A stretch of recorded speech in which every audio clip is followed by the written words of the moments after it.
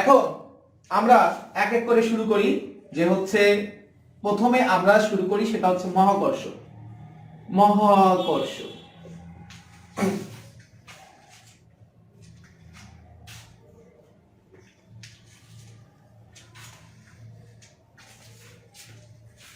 ধরো এটা হচ্ছে, আমি আলোচনার সুবিধার্থে আমি ধরে নিচ্ছি পৃথিবীটা সমতল। এটা হলো পৃথিবী পৃষ্ঠ। এই জায়গায় খুব ভালো করে মাথায় রাখবা, পৃথিবী পৃষ্ঠ। এই পৃথিবী পৃষ্ঠ হতে উপরে, এটা হচ্ছে পৃথিবী পৃষ্ঠ হতে উপরে কোনো জায়গা, আর এটা হচ্ছে পৃথিবী পৃষ্ঠ হতে নিচে কোনো জায়গা। মনে রাখবা জি এর মান সবচাইতে বেশি হচ্ছে পৃথিবী পৃষ্ঠে। জি এর মান সবচাইতে বেশি পৃথিবী পৃষ্ঠে। আর এই পৃথিবী পৃষ্ঠ হতে উপরে গেলেও জি এর মান কমে, তাহলে এই দিকে গেলেও জি এর মান কমে যায়। উপরে গেলে তাহলে পৃথিবী পৃষ্ঠ হতে উপরে গেলেও জি এর মান কমে, নিচে নামলেও জি এর মান কমে। ঠিক আছে, তাহলে পৃথিবী পৃষ্ঠ থেকে যখন আমি উপরে যাব তখনও জি কমবে, নিচে নামলেও জি কমবে। আর এই জায়গায় খেয়াল করো, ধরো এটা হচ্ছে আমাদের মেরু অঞ্চল আর এই পাশে হচ্ছে আমাদের বিষুব অঞ্চল। মানে এইটা জাস্ট মনে রাখার জন্য অ্যাডমিশন স্টাইলে, যে মেরু অঞ্চলে জি এর মান সবচেয়ে বেশি, মেরু অঞ্চলে জি এর মান ম্যাক্সিমাম, আর বিষুব অঞ্চলে জি এর মানটা হচ্ছে মিনিমাম। মেরু অঞ্চলে জি এর মান 9.83217 মিটার সেকেন্ড ইনভার্স 2, হ্যাঁ, আর বিষুব অঞ্চলে জি এর মানটা হচ্ছে 9.78 মিটার সেকেন্ড ইনভার্স 2। ঠিক আছে, এখন তাহলে 9.78 মিটার সেকেন্ড ইনভার্স 2 এই জায়গায়। তাহলে আমি তোমাকে যদি বলি, তোমার যদি প্রশ্ন আসে যে বিষুব থেকে যদি মেরুতে যাই তাহলে জি এর মান বাড়বে না কমবে? সবাই একটু আমাকে আনসার দিতে থাকো। বিষুব থেকে যদি মেরুতে যাই তাহলে জি এর মান বাড়বে না কমবে? বিষুব থেকে মেরুতে গেলে জি এর মান বাড়বে না কমবে? সবাই একটু আনসার দিতে থাকো। আর পৃথিবী পৃষ্ঠে জি এর মান বের করার জন্য আমার দুইটা formula, gm divided by r square, এটা একটা ফর্মুলা। আরেকটা হচ্ছে g = 4/3 পাই রো জি আর, এটা আরেকটা ফর্মুলা। আর পৃথিবী পৃষ্ঠ হতে উপরে যখন আমি অভিকর্ষ ত্বরণের মান বের করব তখন আমাদের জি এর মান বের করার, এখানে জি এর মানটা তো আর জি হবে না, কারণ আমি যত উপরের দিকে যাব তখন অভিকর্ষ ত্বরণের মান কমে যাবে। খুব ভালো করে বুঝিও, উপরের দিকে গেলে অভিকর্ষ ত্বরণের মান কমে যাবে। তার মানে কমে গেলে জি এর মান আর জি থাকবে না, ধরলাম আমি জি প্রাইম হয়ে যাবে। এই জি প্রাইমের মান কত? জি প্রাইমটা হচ্ছে gm ডিভাইডেড বাই, এখানে আমরা যে কাজটা করব সেটা হচ্ছে r plus h whole square. আমরা r প্লাস h না লিখে স্মল r স্কয়ার লিখব। আর এখানে স্মল r এর পরিচয়টা খুবই বেশি ইম্পর্টেন্ট, এটা হচ্ছে r plus h whole square. Small r টা হচ্ছে কেন্দ্র থেকে দূরত্ব, কেন্দ্র হতে দূরত্ব, আর আমাদের স্মল h টা হচ্ছে পৃষ্ঠ হতে দূরত্ব, পৃষ্ঠ হতে দূরত্ব। ধরো আমরা জানি পৃথিবীটা হচ্ছে গোলাকার, খুব ভালো করে বুঝিও, পৃথিবীটা হচ্ছে গোলাকার। আমি পৃথিবী পৃষ্ঠ হতে উঁচুতে কোন জায়গায়, ধরো এই পাহাড়ের চূড়ায় অভিকর্ষ ত্বরণের মান বের করতে যাচ্ছি। পৃথিবী পৃষ্ঠ হতে উঁচুতে কোথায়? পাহাড়ের চূড়ায় অভিকর্ষ ত্বরণের মান বের করতে চাচ্ছি। তাহলে কি ঘটনা ঘটতেছে একটু খেয়াল করার চেষ্টা করো। এই জায়গায় এই পৃষ্ঠ থেকে দূরত্বটা কত? খুব ভালো করে বুঝিও, পৃষ্ঠ হতে দূরত্বকে আমরা প্রকাশ করি হলো h দ্বারা। তাহলে এই জায়গায় এই পৃষ্ঠ থেকে দূরত্বটা হচ্ছে আমাদের h, আর এই জায়গায় এই কেন্দ্র থেকে দূরত্বটা, যে কোনো বিন্দুর কেন্দ্র থেকে দূরত্ব, অর্থাৎ আমরা অন্য কালারটা লিখে একটু দেখাই, এই কেন্দ্র থেকে দূরত্বকে আমরা প্রকাশ করি হলো স্মল r দ্বারা। তাহলে স্মল r এর পরিচয়টা কি হবে? স্মল r এর পরিচয়টা হবে এইটুকু, কি প্পৃথিবীর ব্যাসার্ধ। তাহলে স্মল r, এই যে কেন্দ্র থেকে যে কোনো বিন্দুর দূরত্ব, এটা হলো স্মল r। তাহলে স্মল r এর পরিবর্তে আমরা কি লিখতে পারবো? পৃথিবীর ব্যাসার্ধ প্লাস এই পাহাড়ের উচ্চতা। তাহলে স্মল r ইকুয়াল টু আমরা লিখতে পারবো r প্লাস h। সবাই আমাকে বলো যে এই পর্যন্ত আমরা ক্লিয়ারলি বুঝতে পারছি কিনা যে স্মল r এটা সমান হচ্ছে ক্যাপিটাল R প্লাস h। তাহলে পৃথিবী পৃষ্ঠ হতে উঁচুতে অভিকর্ষ ত্বরণের মান বের করার জন্য ফর্মুলাটা হচ্ছে gm divided by r plus h whole square. এটা ছাড়াও আরেকটা সূত্র জানা থাকলে তোমার জন্য অঙ্ক করা খুবই সহজ হয়ে যাবে। এটাকে আমরা এভাবে লিখতে পারবো gm ডিভাইডেড যে g divided by 1 plus r এর অংশ হোল স্কয়ার। r এর অংশ, g divided by 1 plus r এর অংশ হোল স্কয়ার। হ্যাঁ, G divided by 1 plus R এর অংশ হোল স্কয়ার। বলতে পারো যে ভাইয়া এই সূত্রটা আপনি কিভাবে পাইলেন? এই সূত্রটা আমি এইভাবে পাইছি আসলে, G prime equal to GM divided by R plus H. হ্যাঁ আচ্ছা, আর প্লাস এইচ কে আমরা কি লিখছি? হোল স্কয়ার লিখছি। এখন তুমি খেয়াল করো, আমি জিএম ডিভাইডেড বাই এই জায়গায় আমি যে কাজটা করতে পারি সেটা হচ্ছে দুটাকেই আমি আর দ্বারা ভাগ করতে পারি, আর প্লাস এইচ ডিভাইডেড বাই আর। হ্যাঁ, তাহলে একদিকে আমি আর দ্বারা ভাগ করলাম, তাহলে সাথে সাথে আমি কি করব? এই আর দ্বারা গুণ করব। তাহলে গুণ করলে দেখো কি পাওয়া যায়। দেখো এখানে আর প্লাস এইচ, এখানে কিন্তু আর প্লাস এইচই আছে, কিন্তু আমি এখানেও আর দ্বারা ভাগ করছি, সাথে সাথে আর দ্বারা গুণ করে দিছি। তাহলে গুণ করে দিলে কি থাকতেছে দেখো ভাইয়া, এই জায়গায় গুণ করে দিলে কি থাকতেছে? তাহলে জিএম ডিভাইডেড বাই এই জায়গায় আরটাকে আমি যদি বাইরে নিয়ে আসি তাহলে এটা হবে আর square into R by R. তাহলে আর বাই আর হলো 1, আর বাই আর এটা হচ্ছে 1, আর আরেকটা কি থাকতেছে? H divided by R. তাহলে 1 এই জায়গায় এর উপর হোল স্কয়ার, তাহলে R square divided by 1 plus H divided by R whole square. দেখো যে R square into 1 plus H divided by R whole square, তাহলে এইটার সমান আমি কি লিখতে পারতেছি? দেখো এই জিএম বাই আর স্কয়ার, এই জিএম বাই আর স্কয়ার এটা সমান কত? জিএম বাই আর স্কয়ার এটা সমান হচ্ছে আমাদের G, GM by R square এটা সমান হলো G divided by 1 plus H by আরটাকে মানে এইচ আর এর কত অংশ? এইচ বাই আর মানে হলো এইচ আর এর কত অংশ, তার মানে 1 প্লাস আর এর অংশ হোল স্কয়ার। সবাই আমাকে বলো যে এই ব্যাপারটা তোমরা প্রত্যেকটি ক্লিয়ারলি বুঝতে পারতেছো কিনা?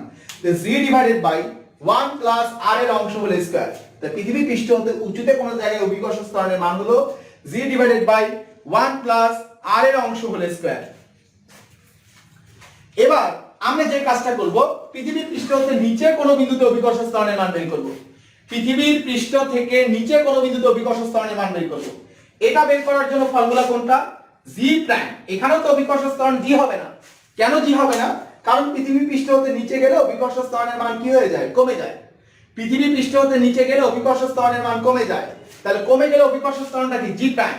তাহলে জি প্রাইমটা হবে 4/3 পাই রো জি ইনটু আর মাইনাস এইচ। আর মাইনাস এইচ আমরা এভাবেও লিখতে পারি, অথবা আমরা এভাবে লিখতে পারি জি ইনটু 1 মাইনাস আর এর অংশ, জি ইনটু 1 মাইনাস আর এর অংশ।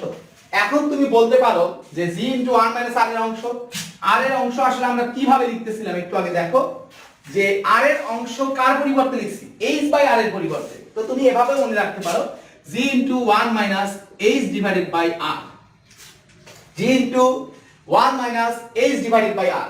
এখন বলতে পারো যে ভাইয়া এই ফর্মুলাটা আপনি কিভাবে পাইলেন? এই ফর্মুলাটা আমরা কিভাবে পাইছি? কিছুই করি না, আগের মতোই 4/3 পাই রো জি আর মাইনাস এইচ। আমি যে কাজটা করছি এখানেও আমি আর দ্বারা ভাগ করছি, সাথে সাথে আমি এখানে আর দ্বারা গুণ করছি। খুব ভালো করে বুঝিও, এই আর মাইনাস এইচ কে আমি আর দ্বারা ভাগ করলাম, সাথে সাথে আমি আর দ্বারা গুণ করলাম। তাহলে দেখো তো যে আগেরটাই আছে না?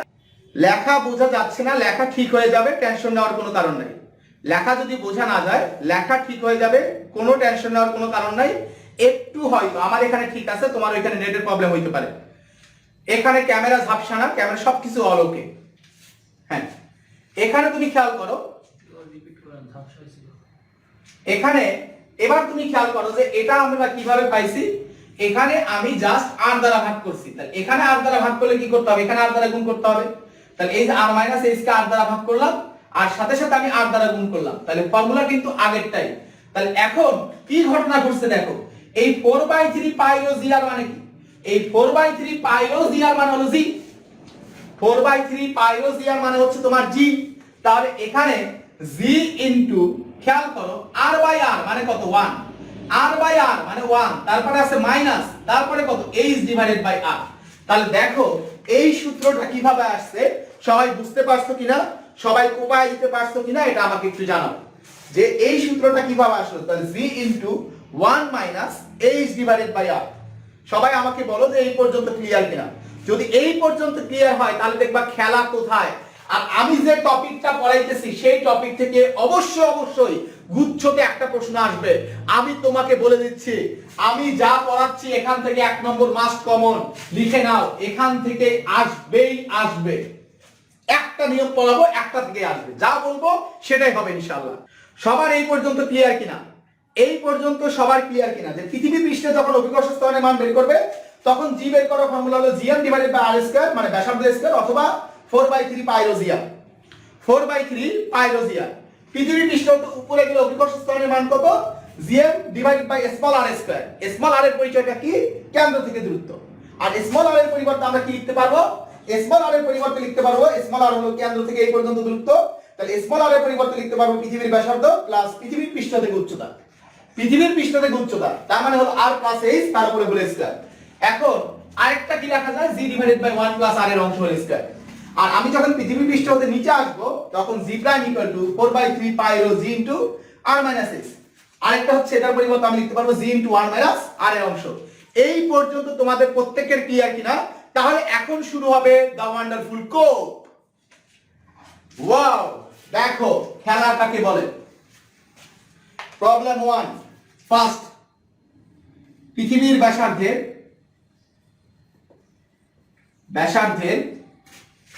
1/3 গভীরতায় অভিকর্ষ ত্বরণ। যেখানে অভিকর্ষ ত্বরণের মান বের করতে বলে কোনো সমস্যা নেই। অভিকর্ষ ত্বরণ, পৃথিবীর ব্যাসার্ধের 1/3 গভীরতায় অভিকর্ষ ত্বরণের মান কত? তোমরা কিভাবে করো একটু চিন্তা করতে থাকো।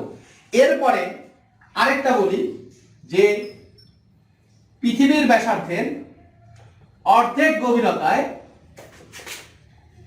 অভিকর্ষ ত্বরণ। চিন্তা করো তোমরা অঙ্কগুলা কিভাবে করো, একটু চিন্তা করতে থাকো। আর আরেকটা প্রশ্ন দেব, পৃথিবীর ব্যাসার্ধের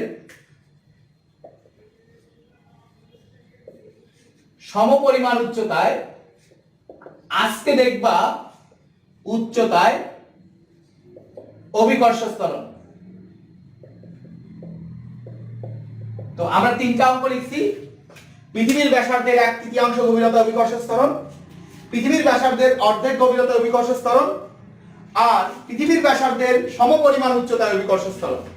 তুমি শুধু খেয়াল করবে যে এখানে উচ্চতায় অভিকর্ষ ত্বরণ বের করতে বলছে না গভীরতা অভিকর্ষ ত্বরণ বের করতে বলছে। কি খেয়াল করবো বলো? যে আমরা শুধু এই জিনিসটা চিন্তা করব যে এখানে কি উচ্চতায় অভিকর্ষ ত্বরণ বের করতে বললো না গভীরতায় অভিকর্ষ ত্বরণ বের করতে বললো। তাহলে বন্ধু যদি উচ্চতায় অভিকর্ষ ত্বরণ বের করতে বলে তাহলে তো ফর্মুলা এইটা, আর গভীরতায় অভিকর্ষ ত্বরণ বের করতে বললে ফর্মুলা হবে এই যে এইটা, g ইনটু 1 মাইনাস r এর অংশ। সবাইকে রেডি কিনা বলো? দেখো কিভাবে অঙ্কের উত্তর হয়ে যায়। এটা কোথায়? পৃথিবীর ব্যাসার্ধের 1/3 গভীরতায়। গভীরতায় মানে কোথায়? গভীরতায় মানে হচ্ছে নিচে, নিচে এই যে এখান থেকে নিচে। তাহলে g ইনটু 1 মাইনাস r এর অংশ। তাহলে এখানে অভিকর্ষ ত্বরণের মান হবে g ইনটু 1 মাইনাস r এর অংশ। সবাই আমাকে বলো তো দেখি, ব্যাসার্ধ হলো r, তাহলে r এর অংশ কত? সবাই আমাকে জানাও এখানে r এর অংশ কত সবাই? তাহলে r এর অংশ কত? তাহলে r এর অংশ হলো 1/3। r এর অংশ হচ্ছে 1/3 কারণ ব্যাসার্ধের 1/3 গভীরতা। তাহলে आंसर কত হবে? তাহলে g ইনটু 1 মাইনাস 1/3, এটা হলো 2/3। তাহলে आंसर কত? 2g divided by 3। এটাই आंसर কমপ্লিট। সবাই আমাকে বলো বুঝতে পারছো কিনা, কোপ দিতে পারছো কিনা? এই জায়গায় 2g/3। এখন তোমার যদি মান বের করতে হয় তাহলে জাস্ট মান বের করে দিবা। মান কিভাবে বের করবা? 2 ইনটু g মানে কত? 9.8 ডিভাইডেড বাই 3, শেষ। এই জায়গায় এবার তাহলে আমাকে একটু 2 নম্বর প্রশ্নের উত্তর কত হবে সবাই আমাকে একটু কমেন্ট করে জানাও। যে 2 নম্বর প্রশ্নটা, এটাই কিন্তু সাস্ট ভর্তি পরীক্ষা আসা প্রশ্ন, এটা সাস্টে আসছিল, এটাও সাস্টে আসা একটা প্রশ্ন ভাইয়া, সাস্টে আসা প্রশ্ন। যে জায়গাটাকে আমরা সবচেয়ে বেশি ভয় পাই, যেটাকে আমরা সবচেয়ে বেশি ভয় পাই। 2 নম্বর কোশ্চেন আনসার কত হবে? তোমরা এখনো যারা যারা তোমরা একটা কাজ করতে পারো, তোমরা সবাই ক্লাসটা শেয়ার করে দাও, শেয়ার করে কমেন্টে লেখো ডান। আজকে আমরা অসংখ্য ম্যাজিক্যাল কনসেপ্ট শিখবো ইনশাআল্লাহ, অসম্ভব সুন্দর সুন্দর ম্যাজিক্যাল কনসেপ্ট শিখবো। তাহলে আমাকে বলো, আমি দেখতেছি আমার প্রত্যেকটা লক্ষ্মী ছোট ভাই ছোট বোন, প্রত্যেকটা প্রাণপ্রিয় ছোট ভাই ছোট বোন সবাই সঠিক উত্তর দিচ্ছে। তারা ফিজিক্সের অঙ্ক দেখে দেখে উত্তর বলে দিতে পারতেছে, তার মানে তারা পারবে, তাদের দ্বারা সম্ভব, তারা অবশ্যই অবশ্যই ভর্তি পরীক্ষায় কোপায় দিতে পারবে। এই জায়গায় সবাই সঠিক উত্তর দিচ্ছে g/2। এখন আমাকে বলো তাহলে g ইনটু 1 মাইনাস, নিচে যেহেতু গভীরতায় বলছে তাহলে 1 মাইনাস r এর অংশ, তাহলে r এর অংশ কত? হাফ, তাহলে 1 মাইনাস হাফ। এখন তার মানে এটা আসছে g/2। এখন তুমি চিন্তা করো এই অঙ্কটা আগে তুমি কিভাবে করছিলে, g1/g2 কত কিছু যে তুমি চিন্তা করছো ভাইয়া। Feel that. এবার এইটার উত্তর তোমাকে খেয়াল করতে হবে, এটা কি উচ্চতা না গভীরতা? খুব ভালো করে বুঝিয়ে বলো, এবার কি উচ্চতা না গভীরতা? তাহলে এবার হচ্ছে আমাদের গভীরতা, তাই উচ্চতা। তাহলে উচ্চতা যদি বলে, উচ্চতার জন্য সূত্র কোনটা? উচ্চতার জন্য সূত্রটা হলো g * 1 + r এর অংশ। তাহলে এই জায়গায় आंसरটা হবে g * উচ্চতা যেহেতু, তাহলে g প্রাইমের মান হবে g * 1 + r এর অংশ কত ভাইয়া বলো এখন? এখানে আমাকে একটু তুমি বলো যে এখানে বলছে ব্যাসার্ধের সমান, ব্যাসার্ধের সমান যে কোনো কিছু কত অংশ? এক অংশ।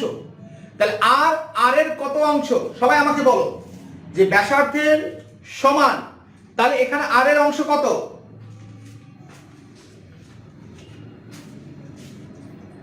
ব্যাসার্ধের সমান, তাহলে r এর অংশ কত? তাহলে আমি দেখতেছি তোমরা অলরেডি আনসার করে ফেলছো, আনসার করে ফেলতেছো, দ্যাটস গ্রেট। তাহলে ব্যাসার্ধের সমান, তাহলে r এর অংশটা হচ্ছে 1। তাহলে r এর অংশ ব্যাসার্ধের সমপরিমাণ, তার মানে r এর অংশটা হচ্ছে 1। তাহলে আমার প্রশ্নটা কি, g / 1 + r এর অংশ হোল স্কয়ার। তাহলে 1 + r এর অংশ হচ্ছে 1, তাহলে 1 + 1 হোল স্কয়ার। তার মানে आंसर কত হবে?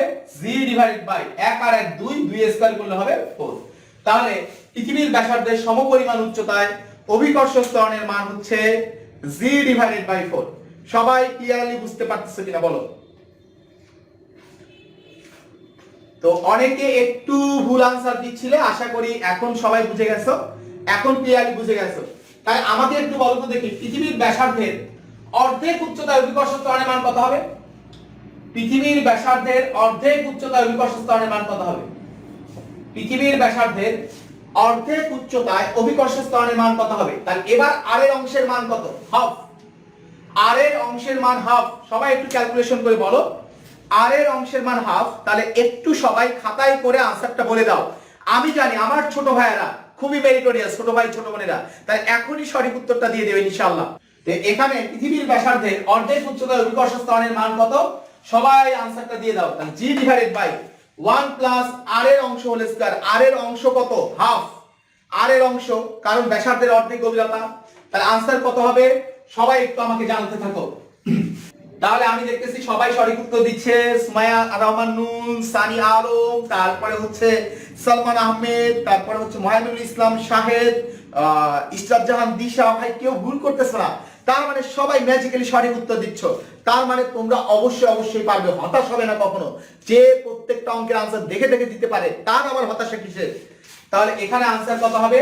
তাহলে g / 1 + r এর অংশ হলো হাফ স্কয়ার, তার মানে g / লসাগু হলো 2, তাহলে 2 + 1 হোল স্কয়ার, তার মানে g / এখানে হলো 9 / 4, তার মানে আমরা আসতেছে 4g / 9। সবাই আমাকে ক্লিয়ারলি বুঝতে পারছো কিনা এটা আমাকে একটু কমেন্ট করে জানাও। এবার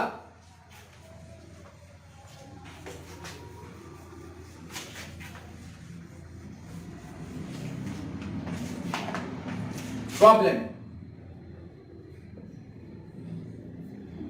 চন্দ্রের ভর ও ব্যাসার্ধ যথাক্রমে পৃথিবীর 1/80 গুণ ও 1/16 গুণ। 1 নম্বর, চন্দ্রপৃষ্ঠে অভিকর্ষ ত্বরণ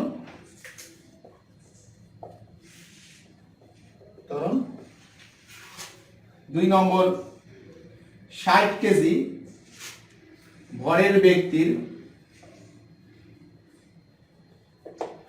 1 নম্বর হলো চন্দ্রপৃষ্ঠের ওজন।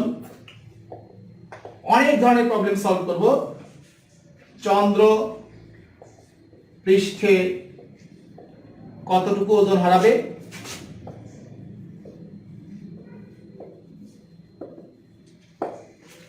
3 নম্বর হচ্ছে চন্দ্রে ভর। 4 নম্বর হলো চন্দ্রে মুক্তি বেগ। 5 নম্বর প্রশ্ন, চন্দ্রে সেকেন্ড দোলকের দোলনকাল। সেকেন্ড দোলকের দোলনকাল। বলো, আমরা কি শর্টকাট শিখবো না ম্যাজিক্যাল কনসেপ্ট শিখবো? আমাকে বলো যে আমরা কি শর্টকাট শিখবো না ম্যাজিক্যাল কনসেপ্ট শিখবো? হ্যাঁ, শর্টকাট শিখলে প্রত্যেকটা অঙ্কের জন্য আলাদা আলাদা শিখতে হবে। এই জায়গায় হয়তো অঙ্ক শর্ট হয়ে যাবে, পরীক্ষার হলে তুমি নিজেই শর্ট হয়ে যাবা। পরীক্ষার হলে ভাই প্রত্যেকটা অঙ্কের জন্য আলাদা আলাদা সূত্র তো শিখলে ওইগুলা মনে থাকবে না। আর তার আগে আমাকে একটু কমেন্ট করে জানাও, আমি ফিজিক্সের যে 8টা টাইপের প্রশ্ন বরাবরই আসে সেই 8টা টাইপের উপর একটা ক্লাস দিছিলাম, সেই ক্লাসটা তোমরা কে কে করছিলাম? আমি 8টা টাইপের উপরে একটা ক্লাস দিছিলাম, চারটা দেখাইছিলাম, সেই ক্লাসটা তোমরা কে কে করছো? আজকে একটু নেট প্রবলেম করতেছে, টেনশন না, আমি তোমাদের সাথে আছি। আমি বলছি সব সময় আমি তোমাদের পাশে আছি, সব সময় তোমাদের পাশে আছি। আচ্ছা আচ্ছা, আমরা খেয়াল করি যে এখানে চন্দ্রপৃষ্ঠে অভিকর্ষ ত্বরণ, চন্দ্রপৃষ্ঠে অভিকর্ষ ত্বরণ বের করতে বলছে। তাহলে সব সময় মনে রাখবে যার অভিকর্ষ ত্বরণ বের করব সেটা কত গুণ, এটা মাথায় রাখতে হবে। তাহলে এই জায়গায় মাথায় রাখবা যারটা নির্ণয় করব, যারটা নির্ণয় করব সেটি কত গুণ। এই প্রত্যেকটা অঙ্ক কিন্তু তোমাদের ফ্যামিলিয়ার এবং তোমরা জানো এই প্রত্যেকটা অঙ্ক তোমরা এক পেজ করে করো, তাই না? প্রত্যেকটা অঙ্ক তোমরা এক পেজ করে করো, 2 পেজ করে করো, এই প্রত্যেকটা অঙ্ক।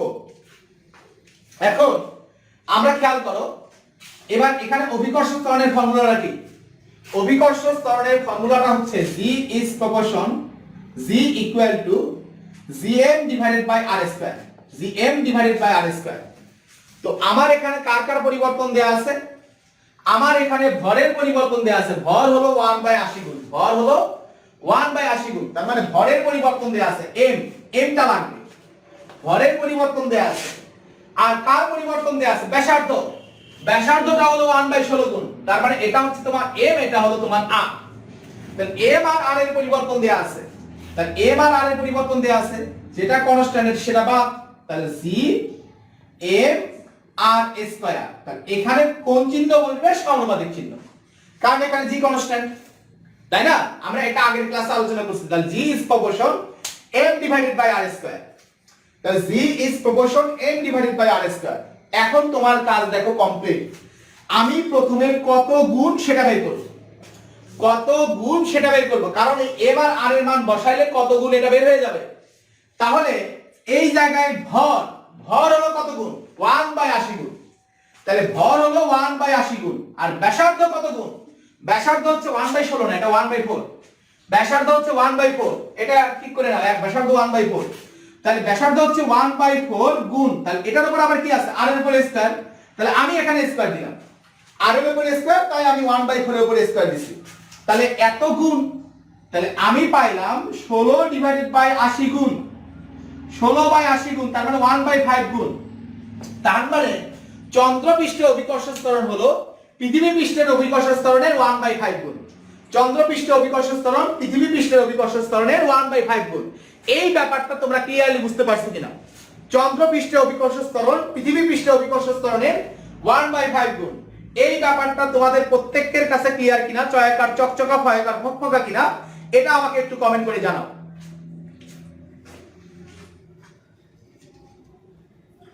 বলো ভাইয়া, একদম কম জিনিস পড়াবো, যা পড়াবো সেখান থেকে প্রশ্ন আসবে ইনশাআল্লাহ, সেখান থেকে তুমি ভর্তি পরীক্ষার প্রশ্ন আসবে। এটা এক্সপেরিয়েন্স টক্স, এক্সপেরিয়েন্স কথা বলে ভাইয়া এই জায়গায়। তাহলে 1/5 গুণ আমরা গত ক্লাসে বলছিলাম যে কত হবে কিভাবে বের করে, কত হবে কিভাবে বের করে আমাকে একটু বলো।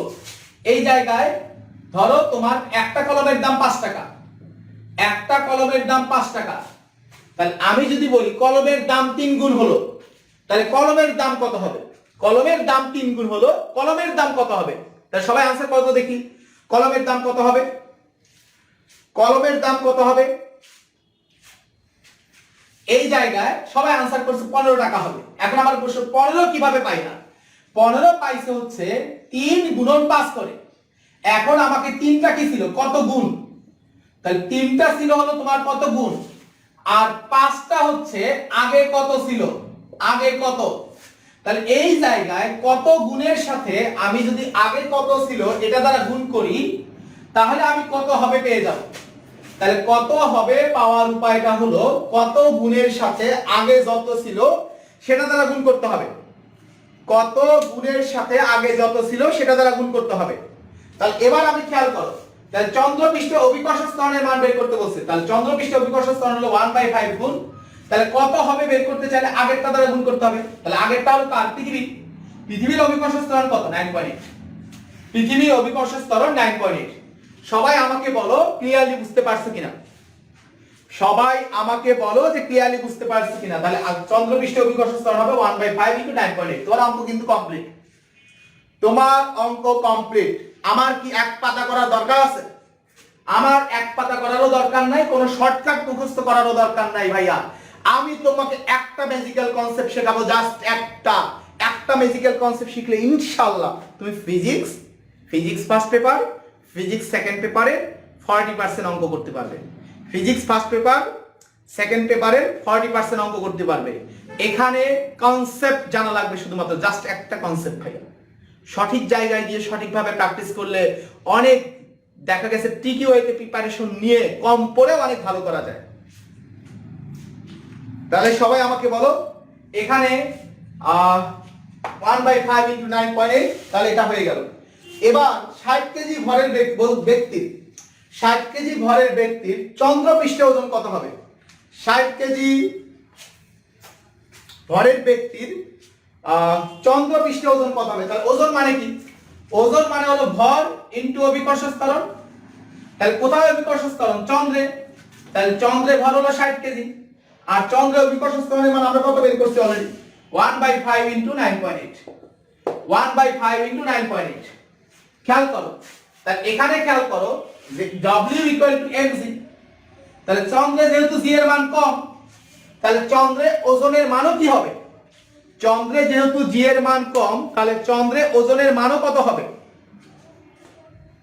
খুব ভালো করে বুঝিও, চন্দ্রে যেহেতু g এর মান কম, তাহলে চন্দ্রে ওজনের মানও কম হবে। তাহলে চন্দ্রে ওজনের মানও কম হবে। তাহলে এই জায়গায় চন্দ্রে গিয়ে তাহলে কতটুকু ওজন হারাবে? চন্দ্র গিয়ে ওজন হারাবে পৃথিবীতে ওজন মাইনাস চন্দ্রে ওজন। খুব ভালো করে বুঝিও, পৃথিবীতে ওজন মাইনাস চন্দ্রে ওজন। তাহলে ওজন মানে কি? ওজন মানে তো mg। তাহলে পৃথিবীতে ওজন হচ্ছে 60 ইনটু g এর মান 9.8 মাইনাস চন্দ্রে ওজন তুমি কি বের করছো? এই যে এইটা 60 ইনটু 1.5 ইনটু 9.8। তাহলে এটা হলো চন্দ্রে গিয়ে সে কতটুকু ওজন হারাবে। চন্দ্রে গিয়ে কতটুকু ওজন হারাবে এটা সবাই বুঝতে পারছো কিনা বলো? এখন আমরা পরের প্রবলেমটায় আসি। দেখো পরের প্রবলেম, চন্দ্রে ভর। তাহলে বলো তো দেখি, চন্দ্রে যেহেতু অভিকর্ষ ত্বরণের মান কমে, তাহলে চন্দ্রে ভরের মানও কি হয়ে যাবে? সবাই একটু আনসার দাও। চন্দ্রে যেহেতু অভিকর্ষ ত্বরণের মান কমে যায়, তাহলে চন্দ্রে ভরের মানও কি হবে? তাহলে চন্দ্রে অভিকর্ষ ত্বরণের মান কমে যাচ্ছে, তাহলে চন্দ্রে ভরের মানও কি হবে? সবাই আমাকে একটু কমেন্ট করে জানাও। তাহলে অবশ্যই ইয়েস, সবাই উত্তর করতেছে চন্দ্রে ভরের মানও কমবে। হ্যাঁ, চন্দ্রে ভরের মানও কমবে। এই জায়গায় ভর্তি পরীক্ষায় তোমার কঠিন প্রশ্ন আসলে করতে হয় না। চন্দ্রে আমরা কি জানি? ভরের মানের কোনো পরিবর্তন হয় না। পরিবর্তন হয় হলো ওজনের, বলের পরিবর্তন হয়, কিন্তু ভরের কোনো পরিবর্তন হয় না। তোমার ভর পৃথিবীতেও যত, চন্দ্রেও তত, মহাশূন্য জানেও তত। মহাশূন্য জানেও তত। যেখানে নিয়ে যাও ভরের কোনো পরিবর্তন হবে না। অভিকর্ষ ত্বরণের পরিবর্তনের কারণে ওজনের পরিবর্তন হবে। ওজনের পরিবর্তন হবে। খেয়াল করো যে এই জায়গায় আরেকটা প্রশ্ন আমি তোমাদেরকে করব, যে একটু টেকনিক্যালি চিন্তা করতে হবে। সমান ভরের, তোমাকে সমান ভরের একটা লোহার বস্তা আর সমান ভরের একটা তুলার বস্তা তুলতে বলা হলো, কোথায় বেশি কষ্ট হবে? তুমি পৃথিবীতে দাঁড়ায় আছো, তুমি সমান ভরের একটা লোহার বস্তা তুলবা আর একই ভরের একটা তুলার বস্তা তুলবা, কোথায় কোন বস্তাটা তুলতে বেশি কষ্ট হবে? লোহার বস্তা না তুলার বস্তা? সবাই আমাকে বলো যে লোহার বস্তা তুলতে বেশি কষ্ট হবে না তুলার বস্তা তুলতে বেশি কষ্ট হবে? ইয়েস, আমি একদম সঠিক উত্তর পাচ্ছি সবার কাছ থেকে। ইয়েস, সবাই বলতেছে লোহার বস্তা তুলতে বেশি কষ্ট হবে। ও দ্যাটস গ্রেট। হ্যাঁ, লোহার বস্তা তুলতে বেশি কষ্ট হবে, ঠিক, যে লোহার বস্তা তুলতে বেশি কষ্ট হবে। তুলতে কষ্ট হওয়ার কারণ কি? ওজন। তুলতে কষ্ট হয় কারণ ওজন। দুইজনই কোথায় আছো? দুইজনই পৃথিবী পৃষ্ঠে আছো, তাহলে দুইজনের অভিকর্ষ ত্বরণের মান সমান। আবার দুইটার ভরও কি সমান, ভরের তো কোনো পরিবর্তন, ভর তো সেম।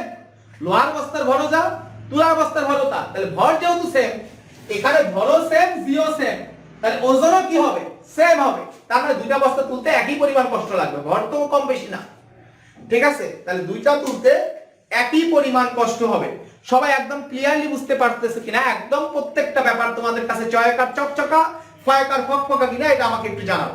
একটু ঝাপসা হয়ে গেছে, এখন আবার একটু পর ঠিক হয়ে যাবে ইনশাআল্লাহ। আমরা একটু ওয়েট করি, সবাই আমাকে বলো আমরা ক্লাসটা বুঝতে পারতেছি তো ঠিকঠাক? হ্যাঁ,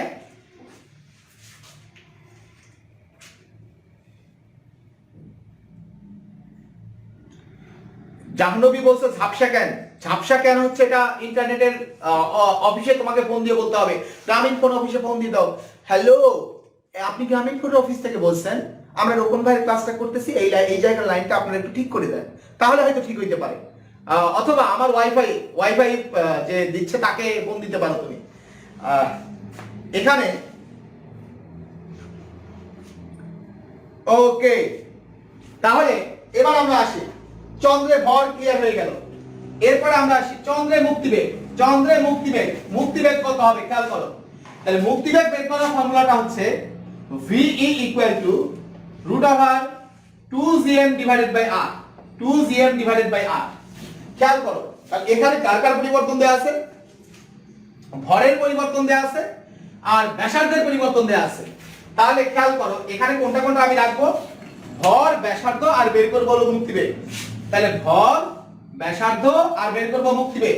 তাহলে এই তিনটা ছাড়া বাকি সব বাদ দিয়ে দেব, মানে যে তিনটা আছে সেই তিনটাই ব্যবহার করব আর বাকি সব বাদ দিয়ে দেব। তাহলে বাকি সব যদি বাদ দিয়ে দেই তাহলে এখানে কি থাকতেছে দেখো ভাইয়া। তাহলে VE, খুব ভালো করে বুঝিও, তাহলে VE is proportion root over m divided by r। তাহলে VE is proportion root over m divided by r। তাহলে খেয়াল করো, তাহলে আমি এইভাবে কি বের করতে পারবো? কত গুণ। এইভাবে আমি কি বের করতে পারবো? কত গুণ। খেয়াল করো আমি কোথায় মুক্তিবেগ বের করতেছি? চন্দ্রে মুক্তিবেগ বের করতে বলছি, বের করতেছি, প্রশ্নটা আমি মিশাই দিছি। চন্দ্রে মুক্তিবেগ, চন্দ্রে মুক্তিবেগ। তার এবার খেয়াল করো, তাহলে m এর মান কত? m এর মান হচ্ছে 1/80 আর r এর মান কত? 1/4। তাহলে ক্যালকুলেশন করলে তোমার আসবে 4/80, 4/80 তার উপর হলো রুট ওভার, তার মানে রুট ওভার 20 গুণ, রুট ওভার 1 ডিভাইডেড বাই 20 গুণ, রুট ওভার 1 ডিভাইডেড বাই 20 গুণ। তাহলে কত হবে এটা পেতে গেলে আমরা কি করব বলো? তাহলে আমরা পাইলাম হচ্ছে মুক্তিবেগ, চন্দ্রের মুক্তিবেগ হবে পৃথিবীর তুলনায় রুট ওভার 1 ডিভাইডেড বাই 20 গুণ।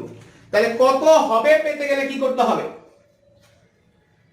সবাই আমাকে বলো। দেখো এই মুক্তিবেগের অঙ্ক তোমরা আগে এক পেজ ভরা করছো ভাইয়া, এক পেজ ছিল, আমি কোনো শর্টকাট দেখাইনি, কিছু দেখাইনি, just logic, just magical concept. এই ম্যাজিক্যাল কনসেপ্ট তোমার লাইফটাকে অনেক ইজি করে দিতে পারে ভাইয়া। এখানে ভর 1/80, এই যে পৃথিবীর, চন্দ্রের ভর পৃথিবীর ভরের 1/80 গুণ, তাহলে এই কারণে m এর মান 1/80। ব্যাসার্ধ হলো চন্দ্রের ব্যাসার্ধের 1/4 গুণ, তাহলে r এর মান 1/4, তাহলে 4/80, তাহলে রুট ওভার 1/20 গুণ। তাহলে এটার সাথে কি করতে হবে? এটার সাথে আমরা কি করব? আগে যত ছিল খেয়াল করো, আর আরেকটা মুক্তিবেগ, কার মুক্তিবেগ? পৃথিবীর মুক্তিবেগ। সবাই আমাকে বলো, আনসার দাও, পৃথিবীর মুক্তিবেগ কত?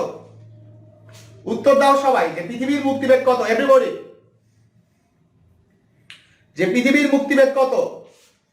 তাহলে আমরা জানি পৃথিবীর মুক্তিবেগ হচ্ছে 11.2 kilometre per second, 11.2 kilometre per second. তাহলে ক্যালকুলেশন করলে কিন্তু তোমার মানটা চলে আসবে, মান চলে আসবে। আর এগুলা ক্যালকুলেটর ছাড়া করা আমি শিখাইছি। এটার অর্থ হচ্ছে 1/2 root 5 into 11.2 kilometre per second. এখন এই দেখো ভাইয়া, এই অঙ্কগুলো তুমি আগে চিন্তা করো, যে আগে তুমি কত জটিল ভাবে চিন্তা করতে, বা কোনো প্রকার শর্টকাট ছাড়া কিন্তু ইজিলি আমরা প্রত্যেকটা অঙ্ক করতে পারতেছি। তাহলে এবার আমরা আরেকটা জিনিস, এখানে মহাকর্ষে আরেকটা ব্যাপার আছে, সেটা হচ্ছে মহাকর্ষ বল। আমরা বল নিয়ে একটু কথা বলি, বল। তাহলে দুটা বস্তুর মধ্যকার মহাকর্ষ বল হলে F = G m1 m2 divided by d²।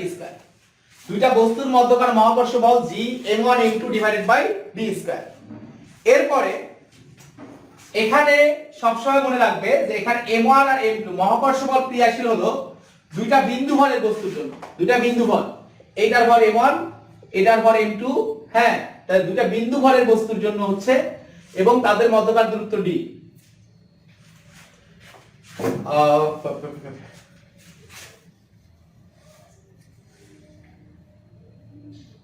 মহাকর্ষ বল প্রাবল্য বের করা ফর্মুলাটা হচ্ছে G capital M divided by small r square এবং বিভব বের করা ফর্মুলাটা হচ্ছে minus Gm divided by small r।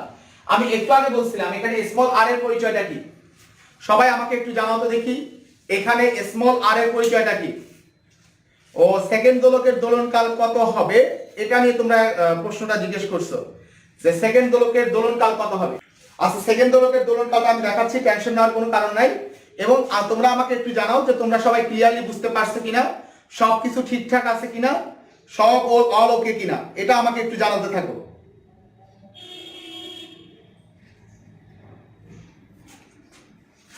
তাই এখানে স্মল আর এর পরিচয়টা হচ্ছে কেন্দ্র থেকে দূরত্ব, রাইট, কেন্দ্র থেকে দূরত্ব। খেয়াল করো, আমরা যদি বলি যে এখানে আর g সমান কত ছিল, g সমান gm divided by small r square, হ্যাঁ স্মল r স্কয়ার এটা, তাহলে আমরা দেখতেছি এক নম্বর এখান থেকে যা যা এমসিকিউ আসতে পারে বিশ্ববিদ্যালয় ভর্তি পরীক্ষায়, দেখো খুব ভালো করে বুঝিও, খুব ভালো করে বুঝিও। দেখো মহাকর্ষীয় প্রাবল্য আর অভিকর্ষ ত্বরণ দুইটারই সংখ্যামান কি হবে, সবাই সমীকরণ দেখেই বলো, মহাকর্ষীয় প্রাবল্য আর অভিকর্ষ ত্বরণ দুইটার সংখ্যামান কেমন হবে। এই চ্যাপ্টার থেকে অসংখ্য থিওরি আসবে। কোন থিওরি আসবে? এই যে আমি মুখ দিয়ে যে জিনিসগুলো বলতেছি এগুলাই আসবে, এর বাইরে খুব বেশি প্রশ্ন হবে না। যা মুখ দিয়ে বলতেছি সেগুলাই দেখবা যে ঘুরে ঘুরে আসতেছে। যে বলো মহাকর্ষীয় প্রাবল্য আর অভিকর্ষ ত্বরণ দুইটার সংখ্যামান কি হবে, ম্যাথ থেকে আমরা থিওরি পড়ে ফেলবো, সমান হবে, এটা কিন্তু তোমার প্রশ্ন আসতে পারে। তারপরে 2 নম্বর প্রশ্ন হচ্ছে, দেখো এই জায়গায় মহাকর্ষী বিভব এখানে g কেমন, পজিটিভ, ভরও অলওয়েজ কেমন, পজিটিভ, দূরত্ব অলওয়েজ কেমন, পজিটিভ। তাহলে বলো মহাকর্ষীয় বিভবের মান সব সময় কেমন? সবাই আমাকে একটু কমেন্ট করে জানাও যে মহাকর্ষীয় বিভবের মান সব সময় কেমন। তাহলে আমরা দেখতেছি মহাকর্ষীয় বিভবের মান সব সময় ঋণাত্মক, মহাকর্ষীয় বিভবের মান সব সময় ঋণাত্মক। তাহলে খেয়াল করো তো দেখি, সব সময় নেগেটিভ, তাহলে v always negative, always negative. তাহলে এখন তুমি একটা জিনিস চিন্তা করো যে আমি তাহলে v কখনো পজিটিভ হবে না। দেখো তো দেখি যে r ইকুয়াল টু যদি ইনফিনিটিভ হয়, r ইকুয়াল টু যদি ইনফিনিটিভ হয় তাহলে বিভবের মান কত? সবাই আমাকে একটু জানাও, তাহলে r ইকুয়াল টু যদি ইনফিনিটিভ হয় তাহলে বিভবের মান কত?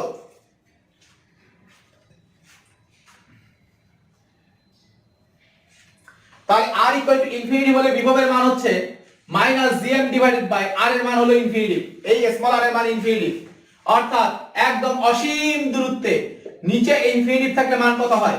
0, নিচে ইনফিনিটিভ থাকলে মান হয় 0। তাহলে খেয়াল করো, তাহলে বিভবের মান কত হবে? তাহলে একদম সব সময় ঋণাত্মক, মাইনাস ইনফিনিটিভ থেকে শুরু করে 0 পর্যন্ত যে কোনো মান হতে পারে, মাইনাস ইনফিনিটিভ থেকে শুরু করে 0 পর্যন্ত সব যে কোনো মান হতে পারে, কিন্তু কখনো পজিটিভ মান হবে না, পজিটিভ মান হবে না, এর মধ্যকার যে কোনো মান হতে পারে। এখন তাহলে বলো তো দেখি বিভবের সর্বোচ্চ মান কত? এগুলা এমসিকিউতে আসবে। তাহলে বলো মহাকর্ষীয় বিভবের সর্বোচ্চ মান কত? সবাই উত্তর দাও।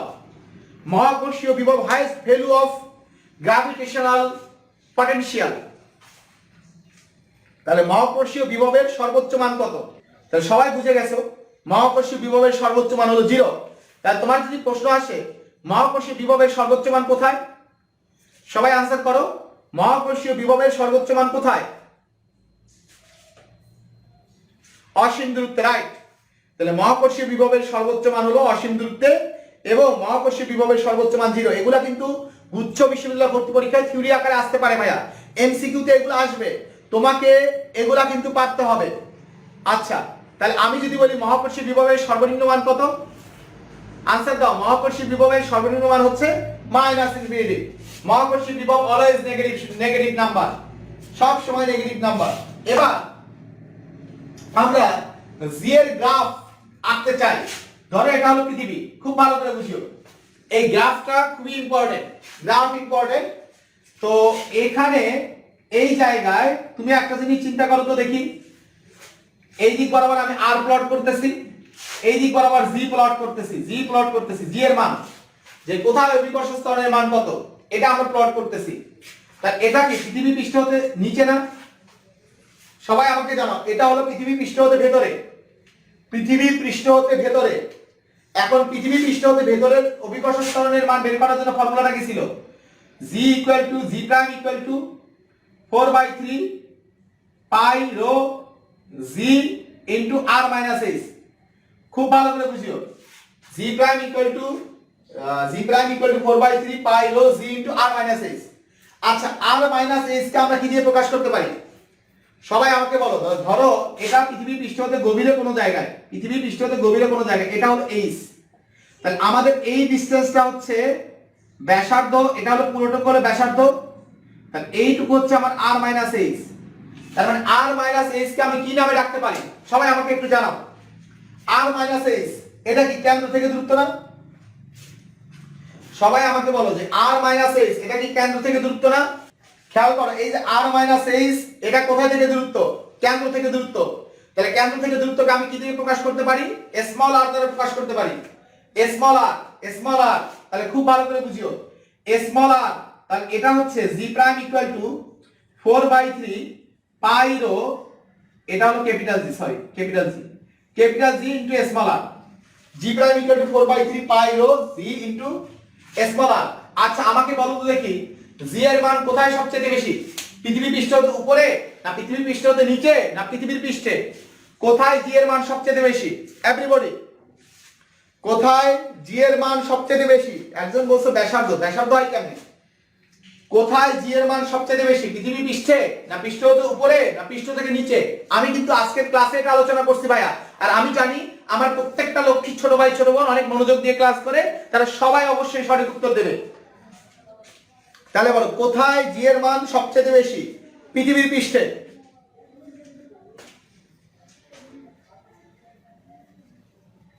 তাহলে আমি ধরে নিলাম এই পৃথিবীর পৃষ্ঠে, যেখানে জি এর মান বের করার জন্য ফর্মুলাটা হচ্ছে gm divide by r square. হ্যাঁ, তাহলে পৃথিবীর পৃষ্ঠে জি এর মান সবচেয়ে বেশি। তাহলে আমি ধরলাম পৃথিবীর পৃষ্ঠে জি এর মান হলো এই পর্যন্ত, এই পর্যন্ত, এই যে এই পর্যন্ত। তার মানে এই পৃথিবীর পৃষ্ঠে জি এর মান হবে এই পর্যন্ত। পৃথিবীর পৃষ্ঠে জি এর মান আমি ধরে নিলাম এই পর্যন্ত। তাহলে এবার এই অংশের জন্য তো আমার এই ফর্মুলা, পৃথিবী পৃষ্ঠ হতে গভীরের জন্য তো আমার এই ফর্মুলা, পৃথিবী পৃষ্ঠ হতে গভীরের জন্য এই ফর্মুলা। এখন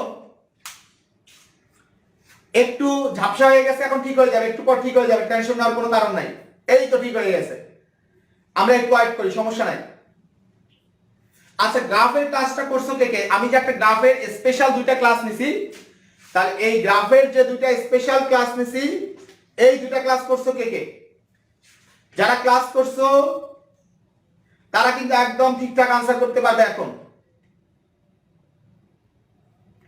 হ্যাঁ, ব্লার ঠিক হয়ে যাবে, টেনশন নেওয়ার কোনো কারণ নেই। তাহলে গ্রাফের ক্লাসে আমি কি বলছিলাম?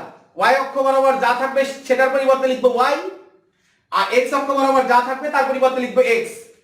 y অক্ষ বরাবর যা থাকবে তার পরিবর্তে y, আর x অক্ষ বরাবর যা থাকবে তার পরিবর্তে x। তাহলে এখানে y অক্ষ বরাবর g আছে, তাহলে g এর পরিবর্তে y।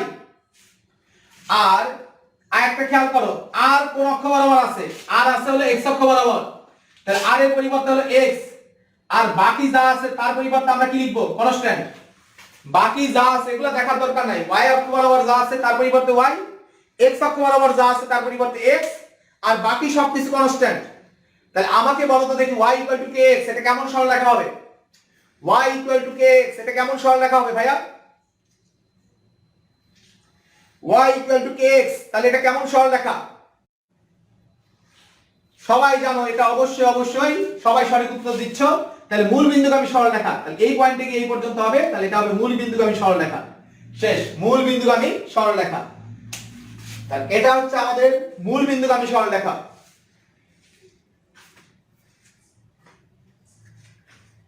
এরপরে পৃথিবী পৃষ্ঠ হতে উপরে অভিকর্ষ স্তরণের মান বের করার জন্য ফর্মুলাটা কি? g prime equal to gm divided by r plus h whole square. বলো তো দেখি এখানে আর প্লাস এইচ এর পরিবর্তে কি লেখা যায়? সবাই আমাকে একটু জানাও যে আর প্লাস এইচ এর পরিবর্তে আমরা কি লিখি?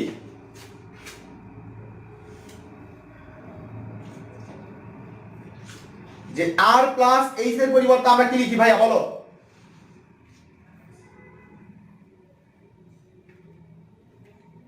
আর প্লাস এইচ এর পরিবর্তে তোমরা সবাই বলছো যে এটা আর লিখি, তাহলে G prime equal to GM divided by small R এর আর হোল স্কয়ার। তাহলে y অক্ষ বরাবর যা আছে তার পরিবর্তে y, আর x অক্ষ বরাবর যা আছে তার পরিবর্তে x স্কয়ার, মানে x অক্ষ বরাবর যা আছে তার পরিবর্তে x, তাহলে x স্কয়ার। তাহলে আমরা কি লিখতে পারতেছি পরবর্তীতে x square y equal to constant, x square y equal to constant. তাহলে যারা ক্লাসটা করছো সবাই আমাকে জানাও যে x square y equal to constant এটা কিসের সমীকরণ হবে? সবাই আমাকে এটা একটু জানাও যে x square y equal to constant এটা কিসের সমীকরণ হবে? এভরিবডি, যে x square y equal to constant এটা কিসের সমীকরণ? আমি জানি আমার প্রত্যেকটা লোক ছোট ভাই ছোট বোন উত্তর দিতে পারবে। x square y equal to constant এটা কিসের সমীকরণ হবে? আজকের মেইন ম্যাজিক গুলা কিন্তু এখনো দেখানো বাকি। মেইন ম্যাজিক সামনে আসবে একদম। তুমি তাহলে এটা হচ্ছে অধিবৃত্ত, কিন্তু কখনোই এটা কি করবে না, x অক্ষকে সেট করবে না। দেখো এটা মুখস্থ করার কিছু ছিল না, অধিবৃত্ত কখনোই x অক্ষকে সেট করবে না। তাহলে আমরা এভাবে কিন্তু আমরা বিভবের গ্রাফটা চিন্তা করব, প্রাবল্যের গ্রাফটা চিন্তা করব, এগুলা কিন্তু এই গ্রাফ থেকে প্রশ্ন আসবে। মেইন ম্যাজিক শুরু হবে এখন, ঠিক আছে? এই জায়গায় অনেকে আমরা শুরুর দিকে যে ম্যাজিক্যাল কনসেপ্টগুলো দেখাইছিলাম বা পরে যে ম্যাজিক্যাল কনসেপ্ট দেখাইছিলাম, অনেকে জিজ্ঞেস করে যে ভাই কোথায় পাবো? ফিজিক্সের জন্য অবশ্যই তুমি যদি ভর্তি পরীক্ষার্থী হও, তুমি যদি এই জায়গায় তোমার কাছে একটা বই থাকতে হবে মাস্ট। ভর্তি পরীক্ষার্থীদের জন্য ফিজিক্সের অবশ্যই অবশ্যই সাথে রাখতে হবে হচ্ছে এনার্জি, এই ম্যাজিক্যাল কনসেপ্টগুলোর জন্য এনার্জি। আর তোমরা অবশ্যই এই ক্লাসটা, মহাকর্ষের ক্লাসটা তুমি তোমার কোচিং এ বা তুমি তোমার ভাইয়ার কাছে বা কারো না কারো কাছে তুমি করছো। তুমি যদি দেখো যে আগে অঙ্কগুলো এভাবেই করছো, তার মানে তুমি সঠিক ওয়েতে আছো। কিন্তু তুমি যদি দেখো যে অঙ্কগুলো এর চাইতে তুমি জটিল ভাবে করছিলে, এখন তোমার কাছে অনেক ইজি লাগতেছে, তার মানে এই জায়গায় তুমি যদি ইজিলি শেখো ভাইয়া, তুমি যদি সহজে শিখতে পারো, তুমি কিন্তু ভর্তি পরীক্ষায় 2 নম্বর 3 নম্বর বেশি পেয়ে যাবা। আর ভর্তি পরীক্ষায় 2 নম্বর 3 নম্বরের জন্য 2000 3000 পিছনে চলে যাবা। ব্যাপারটা কি বুঝছো? আর ভর্তি পরীক্ষায় ভালো করাটা এটা তোমার সারা জীবনের স্বপ্ন। এটা তোমার, তুমি যদি ভর্তি পরীক্ষায় সফল, মানে তোমার সারা এই 12 বছরের পরিশ্রম সফল। তো তোমরা যদি চাও, আমার এই গুচ্ছ স্পেশাল একটা ব্যাচ শুরু হয়ে গেছে। তো এখনো আমরা ফিজিক্সের ফার্স্ট ক্লাস করি নাই, ফিজিক্সের ফার্স্ট ক্লাস করবো শনিবারে ইনশাআল্লাহ। যে গুচ্ছ স্পেশাল ব্যাচের কালকে ওরিয়েন্টেশন ক্লাস হবে, আর হচ্ছে ফিজিক্স ক্লাস হচ্ছে তোমার শনিবারে ফিজিক্সের প্রথম ক্লাস শুরু হবে। তো তোমরা যদি চাও যে এভাবে মার কাট ওয়েতে প্রত্যেকটা জিনিস শিখতে, আর তারপরে হচ্ছে এরকম লজিক্যাল কনসেপ্ট ব্যবহার করে শিখতে, ইজিলি শিখতে, তোমরা এই গুচ্ছ স্পেশাল ব্যাচটাতে জয়েন করতে পারো। একদম মিনিমাম ফি ভাইয়া, একদম মিনিমাম ফি। আমার টার্গেট হচ্ছে সবাই যাতে করতে পারে। আর আমি এই ব্যাচে টার্গেট নিছি যে আমি হচ্ছে 80% প্লাস সফলতার হার থাকবে, 80% প্লাস সফলতার হার থাকবে ইনশাআল্লাহ এই ব্যাচে।